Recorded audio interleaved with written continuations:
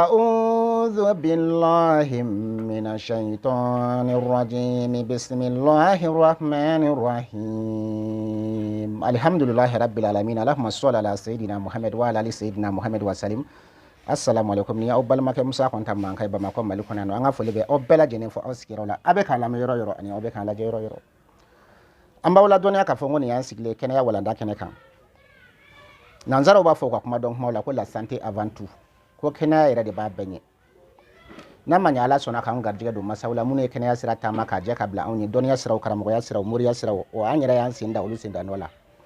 bi amina kuma laide kan ina fa onya bala chugo mina voilà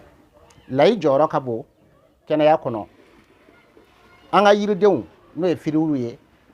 ani anga nakola few no e legimu ye les plantes furate ji ya bo sanfe kana ala era de fendo dilan ko lubla du ko len sanfe o le taka ke furai i pharmacie ngona furao i kenema furao i pharmacopée furao i fe abebe tandrone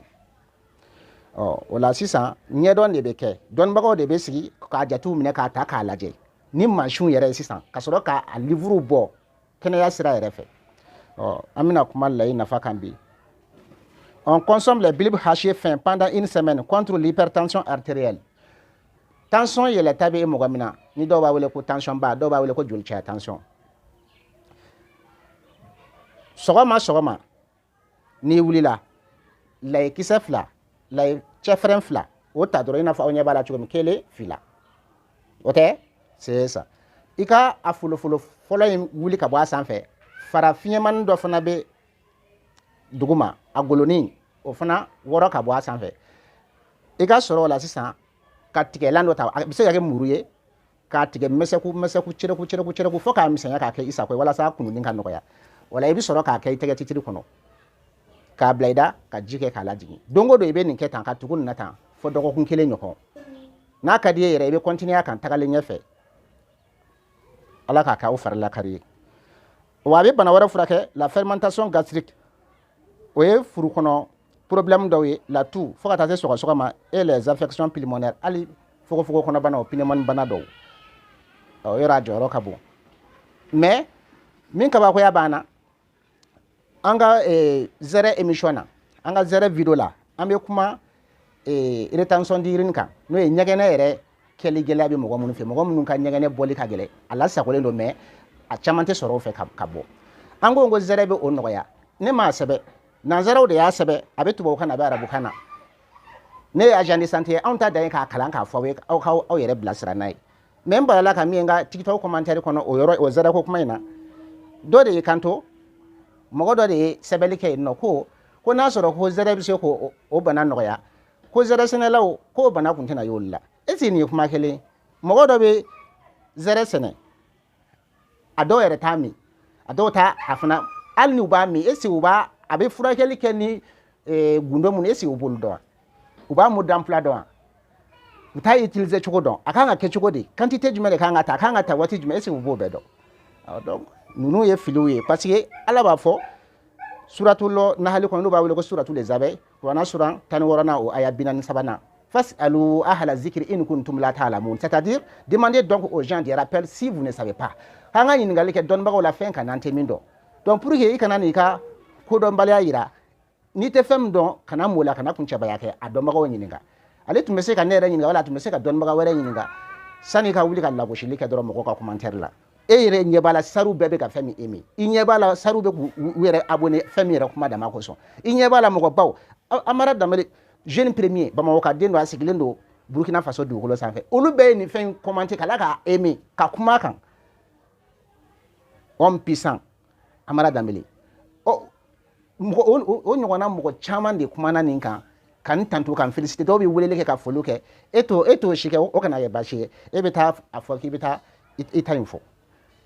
etara min fo were sina ka to mo were bisinga donte ko chenra la e ka donta be bisinga joy ka donta la parce que adama die flane ibe peze ni kuma kan ni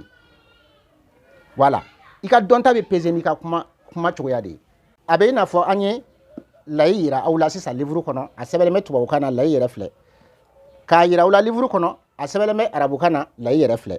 encore mangabe hypertension frake no tension yele tay o ya ni mo ba nya donke ne ya ke chugo mun fo sani be ni pedo ni be ka ke aba no ya ke mais mo ko mteni nya do ale ka kuma la san mo bi lai sene aya fota ne de mo bi lai sene o shiman ka hypertension soro ble tension yele tamanga yo shila mais c'est mi lai sene bakawo esi o kore ku ba anya don wa lai yere bi baramun ka kanga ke chugo da modern play mu ye u ba be don wa yayi wa yo nyogo ne fo esi mo ko be zere sene ko no do ko nyene bara banan ma ko minawla esi ne kuma kele be zere sene ani ba dun esi we kele hal ni ba dun esi akanka utiliser chugo ba kanga dun chugo muna a watu ani a hakeyo a quantité esi bebo do wa ko be tane do te fika sebe ko fo yere de keto jamana ngone ambli tasuma be wulu sona mai mo hobe ga fen kanu anga foli ba bela jeni ni akulo garji ga bal make musa kontan fe alebe ko o pharmacie ale hakili mana ko pharmacie fura munna wala ma wotu fura munna otu bo kele on nanzara kele o faraje kele onde livre fana labe fura te ji ka bo san fe de hakili maw adama do yere de be hakili soro do ni ni fara ni mekeni ni keta ni mekeni abana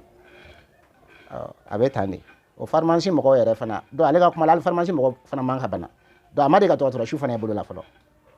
anga foli ba be amba ufo awne che anga foli ba amara damele amanyine asan damele ko ya tu ga foli ba mula amanyina ajara tu sangare ko ne bozo ma do konta dinge mankai badine jena bu sangare dinge sabana mankando ne musa konta ba ubla no ka kalfa ala malam te kalfa che kan yara semento masalami wasara semelai hasbunallahu wa ni'mal wakeel numéro 74 46 18 28 bi wolom fla annani binan woro tani sheki mugani sheki abal maka musa konta